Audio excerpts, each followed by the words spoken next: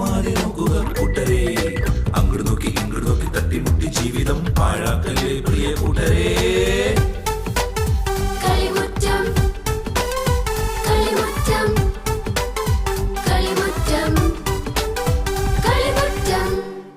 എല്ലാ കൊച്ചു കൂട്ടുകാർക്കും കളിമുറ്റത്തിന്റെ ഇന്നത്തെ എപ്പിസോഡിലേക്ക് സ്വാഗതം. കൊച്ചു കൂട്ടുകാരെ, പഠിച്ചാൽ മാത്രം പോരാട്ടോ, ഒപ്പം പ്രാർത്ഥിക്കുകയും വേണം. എങ്കിൽ കൂട്ടുകാരെ, നമുക്ക് ആദ്യത്തെ സെഗ്മെന്റിലേക്ക് പോയാലോ? ആദ്യത്തെ സെഗ്മെന്റ് ആണ് കാട്ടിലെ കൂട്ടുകാർ. ഇന്ന് പുള്ളിമാൻ നമ്മളോട് ഏത് കഥയായിരിക്കും പറയാൻ പോകുന്നത്? നമുക്കൊന്ന് കണ്ടു നോക്കിയാലോ? കാട്ടിലെ കൂട്ടുകാർ.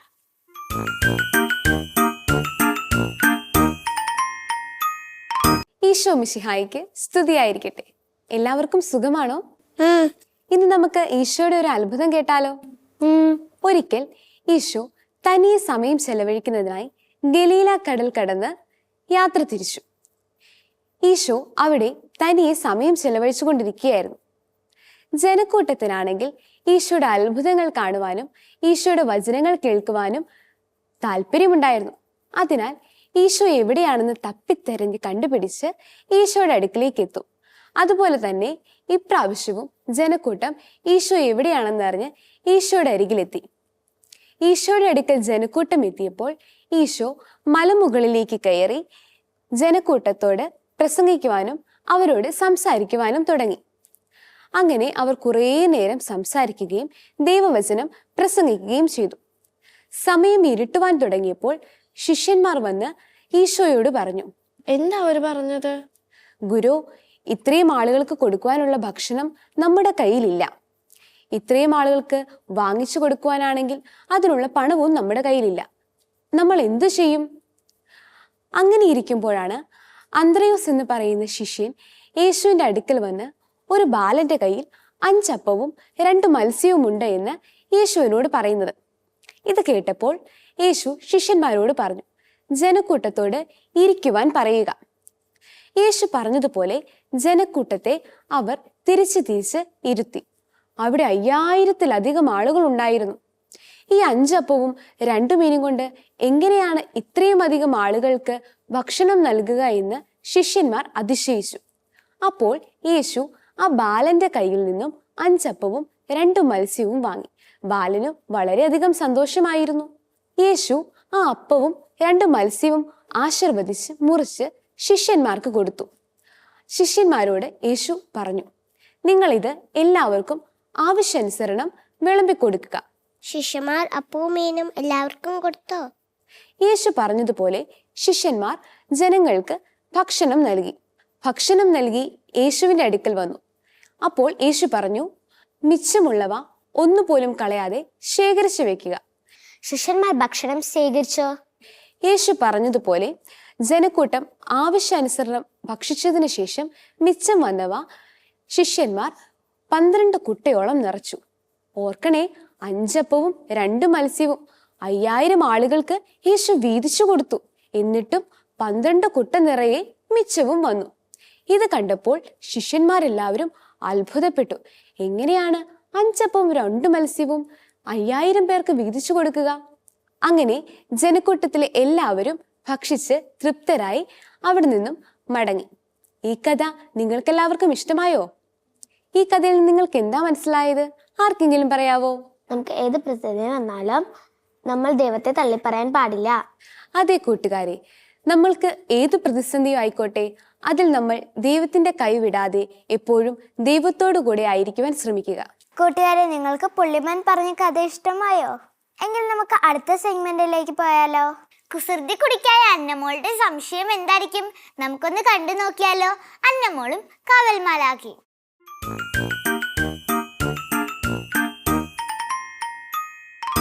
മാലാഖേ.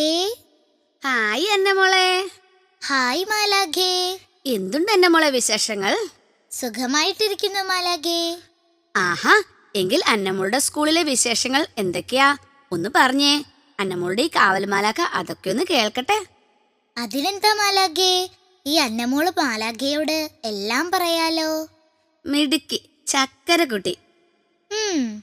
പിന്നുണ്ടല്ലോ മാലാഖേ, ഇന്ന് ടീച്ചർ പാകിസ്ഥാനിൽ ഉണ്ടായിരുന്ന മാലാല യൂസഫ് സായ് എന്ന പെൺകുട്ടിയെ കുറിച്ച് ഞങ്ങളോട് പറഞ്ഞു. ആഹാ, അതെന്തായാലും നന്നായി. പിന്നെ നിങ്ങൾ കുട്ടികൾ ലോകത്തിന് വഴികാട്ടിയാകാൻ ശ്രമിക്കണമെന്നൊക്കെ ടീച്ചർ പറഞ്ഞു. അന്നമോൾ പറഞ്ഞ മാലാലയൊക്കെ ഇല്ലേ, ആ ബാലികയൊക്കെ ഒറ്റ ദിവസം കൊണ്ട് പ്രശസ്ത ആയതൊന്നുമല്ല കേട്ടോ. പിന്നെയോ? ഏറെക്കാലത്തെ കഠിനാധ്വാനം യാതനകളുമാണ് മാലാലയെ പ്രശസ്തിയിലെത്തിച്ചത്. 2013 ജനുവരിയിൽ മാലാല യൂസഫ്സായി എന്ന പാകിസ്ഥാനി പെൺകുട്ടിയെ ജർമ്മനിയിലെ ഒരു പത്രം വിശേഷിപ്പിച്ചത് എന്താണെന്ന് അന്നമോൾക്ക് അറിയാവോ? ഇല്ലല്ലോ. എന്താ മാലാഖേ? ലോകത്തിലെ ഏറ്റവും പ്രശസ്തിയായ ബാലിക എന്നാ. മാലാലയെ പോലെ ലോകസമാധാനത്തിന് കൊതിച്ചിരുന്ന മറ്റൊരു ബാലികയുമുണ്ട് അന്നമോളെ. അതാരാ മാലാഖേ? സാമന്ത സ്മിത്ത് എന്ന അമേരിക്കൻ പെൺകുട്ടി. സാമന്തയെ പറ്റി കൂടുതൽ കാര്യങ്ങൾ എനിക്ക് പറഞ്ഞു തരാമോ മാലാഖേ? അതിനെന്താ, സോവിയറ്റ് യൂണിയനും അമേരിക്കയും തമ്മിലുള്ള ശീതയുദ്ധം അതിഭീകരമായി നടന്നുകൊണ്ടിരുന്ന കാലം. ഇരു രാഷ്ട്രങ്ങൾക്കുമിടയിലെ ബന്ധം എന്തുകൊണ്ട് ഇത്ര വഷളായി എന്ന് മനസ്സിലാക്കാൻ ശ്രമിക്കണമെന്നാവശ്യപ്പെട്ട് സാമന്ത സോവിയറ്റ് നേതാവ് യൂറി ആന്ദ്രപ്രോവിന് ഒരു കത്തെഴുതി.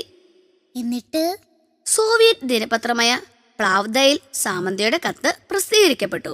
തുടർന്ന് 1983 ഏപ്രിലിൽ സാമന്തയെ ആന്ദ്രപ്രോവ് റഷ്യയിലേക്ക് ക്ഷണിച്ചു. എന്നിട്ട് സാമന്ത റഷ്യയിലേക്ക് പോയോ മാലാഖേ?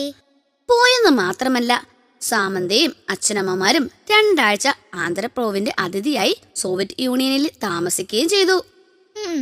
ഗുഡ്വിൽ അംബാസഡർ എന്നാണ് പിന്നീട് സാമന്ത അമേരിക്കയിലും സോവിയറ്റ് യൂണിയനിലും അറിയപ്പെട്ടിരുന്നത്.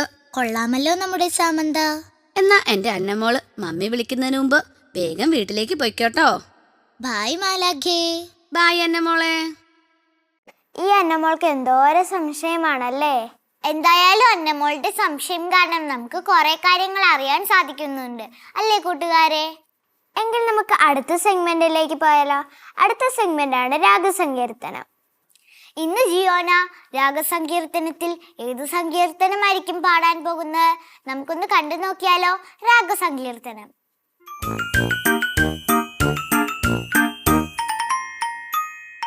കർത്താവേ സഹായിക്കണമേ, ദൈവഭക്തർ ഇല്ലാതായിരിക്കുന്നു, മനുഷ്യ മക്കളിൽ വിശ്വസ്തരാരും ഇല്ലാതായി. ഓരോരുത്തനും അയൽക്കാരനോട് അസത്യം പറയുന്നു, അവരുടെ അധരങ്ങളിൽ മുഖസ്തുതിയും ഹൃദയത്തിൽ കാപഢ്യവുമാണ്.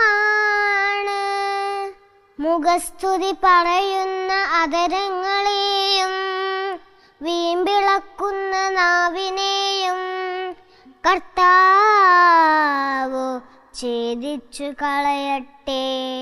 നാവുകൊണ്ടു ഞങ്ങൾ ജയിക്കും, അധരങ്ങൾ ഞങ്ങൾക്കു തുണയുണ്ട്, ആരുണ്ടു ഞങ്ങളെ നിയന്ത്രിക്കാൻ എന്ന് അവർ പറയുന്നു. എന്നാൽ കർത്താവ് അരുൾ ചെയ്യുന്നു, ദരിദ്രർ ചൂഷണം ചെയ്യപ്പെടുന്നു, പാവപ്പെട്ടവർ നെടുവീർപ്പിടുന്നു. അതിനാൽ അവർ ആശിക്കുന്ന അഭയം ഞാൻ അവർക്കു നൽകും. കർത്താവിന്റെ വാഗ്ദാനങ്ങൾ നിർമ്മലമാണ്, ഉലയിൽ 7 ശുദ്ധി ചെയ്തെടുത്ത വെള്ളിയാണ്. കർത്താവേ ഞങ്ങളെ കാത്തുകൊള്ളണമേ, ഈ തലമുറയിൽ നിന്നു ഞങ്ങളെ കാത്തുകൊള്ളണമേ. ദുഷ്ടർ എങ്ങും പരതി നടക്കുന്നു, മനുഷ്യപുത്രരുടെ ഇടയിൽ നീചത്വം ആദരിക്കപ്പെടുന്നു. കൂട്ടുകാരെ, ഇന്ന് ജിയാന പാടിയ സങ്കീർത്തനം നിങ്ങൾക്ക് ഇഷ്ടമായല്ലേ? എങ്കിൽ കൂട്ടുകാരെ, നമുക്ക് അടുത്ത സെഗ്മെന്റിലേക്ക് പോയാലോ. അടുത്ത സെഗ്മെന്റ് ആണ് വായനശാല. ഇന്ന് ഏഞ്ചൽ ഏത് പുസ്തകമായിരിക്കും നമ്മയെ പരിചയപ്പെടുത്താൻ പോകുന്നത്? നമുക്കൊന്ന് കണ്ടു നോക്കിയാലോ. വായനശാല.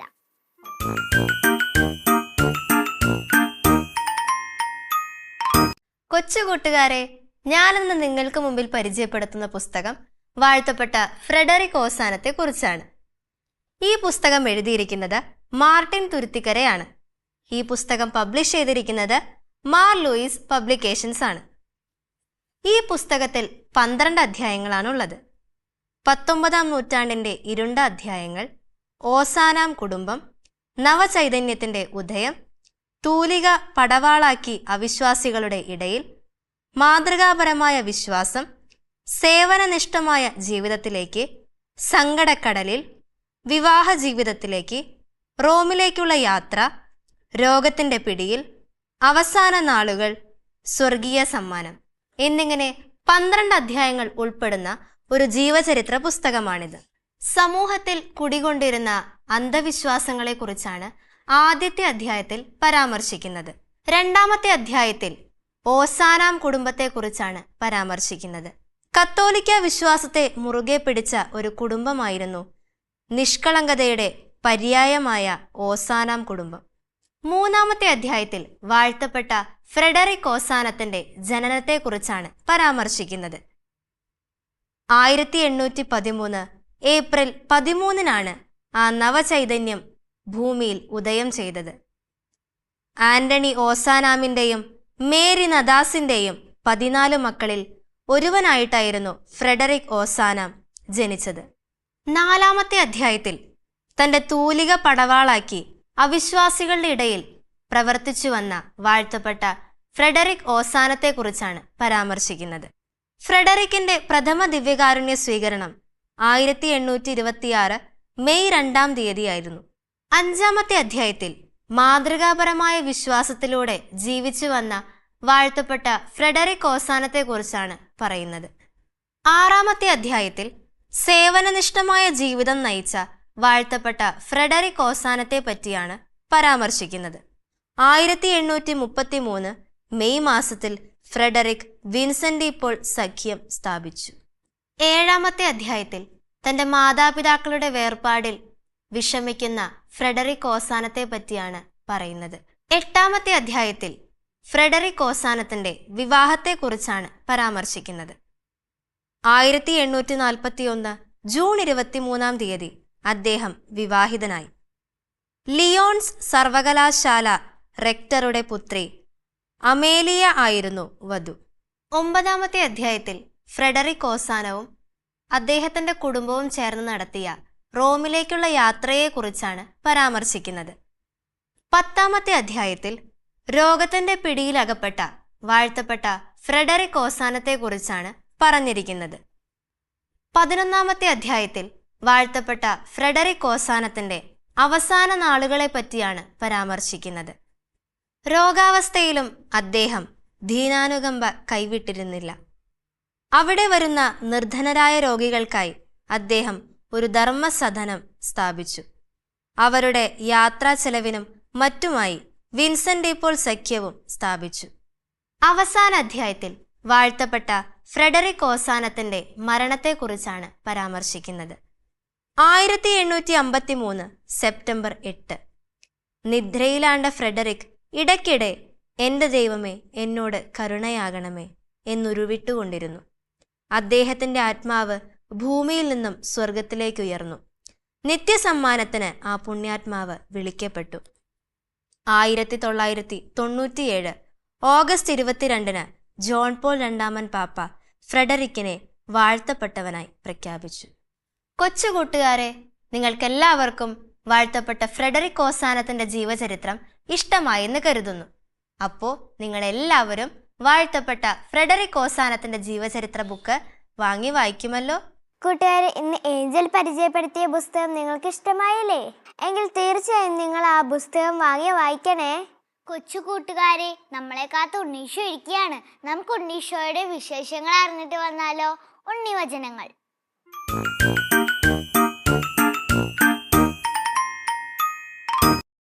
പരമപിതാവിന് സ്തുതിയായിരിക്കട്ടെ. ഉണ്ണീശോയുടെ കൊച്ചു കൂട്ടുകാർക്ക് സുഖം തന്നെയല്ലേ? എങ്കിൽ ശരി, ഞാൻ പറയാൻ വന്ന കാര്യം പറയാം. മോശ വഴി ദൈവം നമുക്ക് നൽകിയ 10 പ്രമാണങ്ങളിൽ 6-ാമത്തെ പ്രമാണം എന്താണ് കൂട്ടുകാരെ? അതെ, വ്യഭിചാരം ചെയ്യരുത്. കൊച്ചു കൂട്ടുകാർ ഈ പ്രമാണം എങ്ങനെയാണ് മനസ്സിലാക്കേണ്ടതെന്ന് ഉണ്ണീശോ പറഞ്ഞു തരാം. നിങ്ങളിൽ ചിലർക്കെങ്കിലും, അതായത് ചില ആൺകുട്ടികൾക്ക് സ്പെഷ്യലായ ഒരു പെൺകുട്ടിയും ചില പെൺകുട്ടികൾക്ക് വളരെ സ്പെഷ്യലായ ഒരു ആൺകുട്ടിയും ഫ്രണ്ട് ആയിട്ട് ഉണ്ടാകും. അതിനെ നിങ്ങൾ വിളിക്കുന്നത് ബോയ് ഫ്രണ്ട് എന്നും ഗേൾ ഫ്രണ്ടും എന്ന് ആണല്ലോ. എങ്കിൽ ഞാനൊരു കാര്യം പറയട്ടെ കൂട്ടുകാരെ, നിങ്ങൾ നിങ്ങളുടെ സൃഷ്ടാവായ ദൈവത്തിനും ഇത്രയും നാൾ നിങ്ങളെ കഷ്ടപ്പെട്ട് വളർത്തി വലുതാക്കിയ നിങ്ങളുടെ മാതാപിതാക്കൾക്കും ഉപരിയായി മറ്റൊരു വ്യക്തിയെ ഇഷ്ടപ്പെട്ട് അവന് അല്ലെങ്കിൽ അവൾക്ക് മനസ്സിൽ 1-ാം സ്ഥാനം കൊടുക്കുക എന്നത് വ്യഭിചാരത്തിന് തുല്യമാണ് കൂട്ടുകാരെ. അങ്ങനെങ്കിൽ ഉണ്ണീഷയുടെ കൊച്ചു കൂട്ടുകാർ ഗേൾഫ്രണ്ടിനെയും ബോയ് ഫ്രണ്ടിനെയും ഉണ്ടാക്കാൻ പോകുമോ? ഇല്ലെന്നാണ് ഉണ്ണീഷയുടെ വിശ്വാസം. നിങ്ങൾ കുട്ടികളുടെ ഈ പ്രായത്തിലെ കടമകൾ എന്താണെന്ന് വെച്ചാൽ നന്നായി പഠിക്കുക, മാതാപിതാക്കളെ അനുസരിക്കുക, മറ്റുള്ളവർക്ക് തങ്ങളാൽ കഴിയുന്ന സഹായങ്ങൾ ചെയ്തു നൽകുക എന്നതൊക്കെയാണ് കൂട്ടുകാരെ. നിങ്ങൾ നിങ്ങളുടെ പ്രായത്തിനനുസരിച്ച് ബാല്യത്തിലെ കുഞ്ഞു കുഞ്ഞു കുസൃതികളൊക്കെ ചെയ്ത് ജീവിച്ച് ബാല്യകാലം ആസ്വദിക്കണം. കൊച്ചു കൂട്ടുകാർക്ക് ഉണ്ണീഷോ പറഞ്ഞതെല്ലാം മനസ്സിലായിട്ടുണ്ടല്ലോ അല്ലേ? എങ്കിൽ വീണ്ടും കാണാം നമുക്ക്. പരമപിതാവിന് എപ്പോഴും സ്തുതിയായിരിക്കട്ടെ. കൂട്ടുകാരെ, ഇന്ന് ഉണ്ണീഷോ പറഞ്ഞു കേട്ടല്ലോ. നിങ്ങൾ ഉണ്ണീഷോ പറഞ്ഞ പോലെ എല്ലാം ചെയ്യണേ. എങ്കിൽ നമുക്ക് അടുത്ത സെഗ്മെന്റിലേക്ക് പോയാലോ? അടുത്ത സെഗ്മെന്റ് ആണ് കളിയരങ്ങ്. ഇന്ന് കളിയരങ്ങിൽ ആരായിരിക്കും വരാൻ പോകുന്നത്? നമുക്കൊന്ന് കണ്ടിട്ട് വന്നാലോ കളിയരങ്ങ്.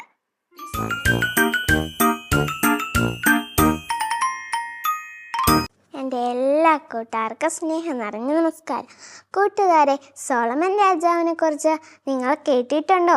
അദ്ദേഹത്തിൻ്റെ ഭരണകാലത്ത് ഇസ്രായേൽ ജനം ഐശ്വര്യത്തിലും സമാധാനത്തിനുമാണ് കഴിഞ്ഞിരുന്നത്. ഒരിക്കൽ സോളമൻ രാജാവിൻ്റെ സ്വപ്നത്തിൽ ദൈവം പ്രത്യക്ഷപ്പെട്ടു. നിനക്ക് എന്ത് വേണമെന്ന് എന്നോട് പറഞ്ഞുകൊള്ളുക.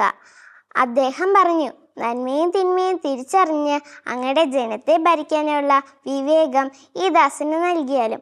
അങ്ങനെ ജ്ഞാനവും വിവേകവും അദ്ദേഹത്തിന് കൊടുത്തു. സോളമൻ രാജാവിൻ്റെ ജ്ഞാനത്തെക്കുറിച്ചുള്ള ഒരു കഥയാണ് ഞാൻ ഇവിടെ പറയാൻ പോകുന്നത്. ഒരു ദിവസം 2 സ്ത്രീകൾ രാജസന്നിധിയിൽ വന്നു. ഒരുവൾ പറഞ്ഞു, ഞാനും ഇവളും ഒരേ വീട്ടിലാണ് താമസിക്കുന്നത്. ഇവൾ വീട്ടിലുണ്ടായിരുന്നപ്പോൾ ഞാൻ ഒരു കുഞ്ഞിനെ പ്രസവിച്ചു.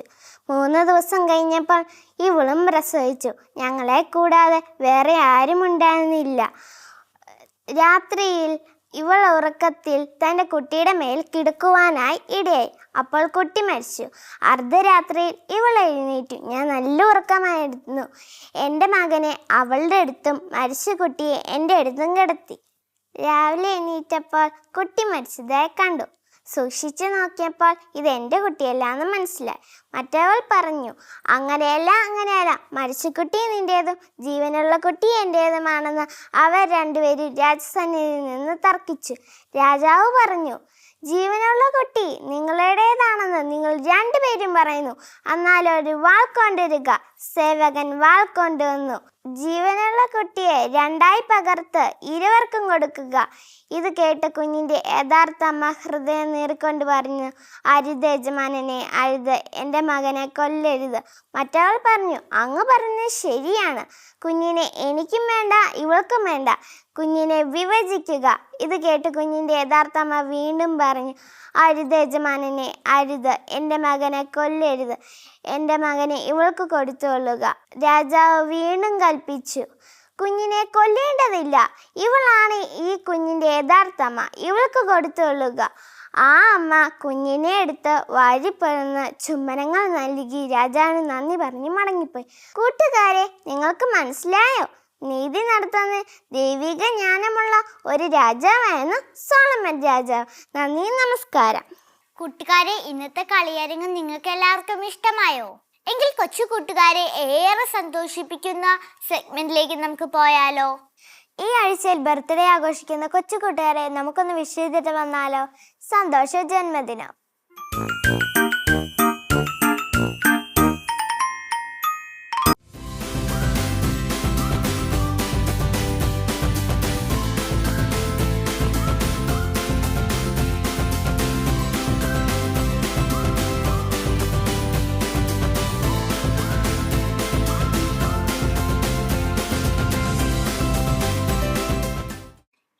ബർത്ത്ഡേ ആഘോഷിക്കുന്ന എല്ലാ കൂട്ടുകാർക്കും ഞങ്ങളുടെ വക ഹാപ്പി ബർത്ത്ഡേ. എങ്കിൽ നമുക്ക് അടുത്ത സെഗ്മെന്റിലേക്ക് പോയാലോ?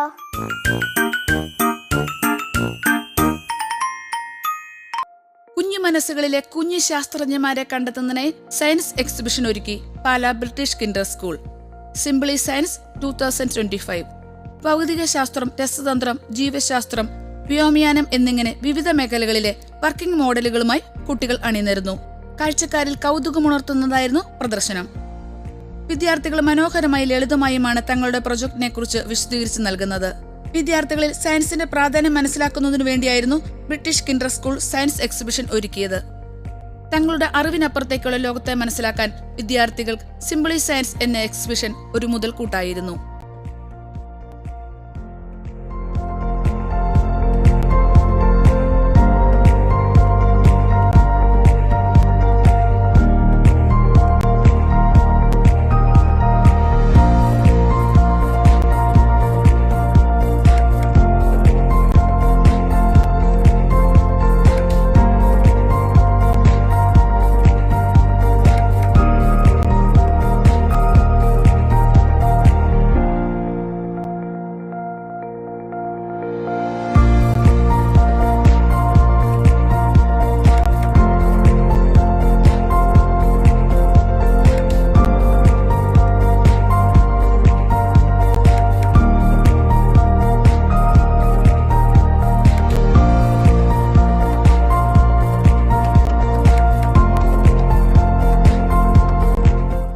നമ്മുടെ അവസാനത്തെ സെഗ്മെന്റ് ആണ് നിറക്കൂട്ട്.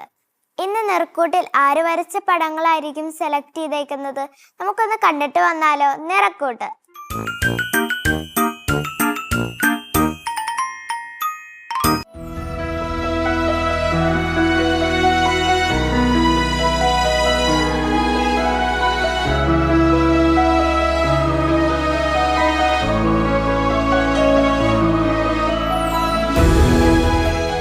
കൊച്ചു കൂട്ടുകാരെ, നിങ്ങൾക്കും ഇതുപോലെ പടങ്ങൾ വരയ്ക്കാൻ കഴിവുകൾ ഉണ്ടെങ്കിൽ തീർച്ചയായും ഞങ്ങൾക്ക് അയച്ചു തരാം.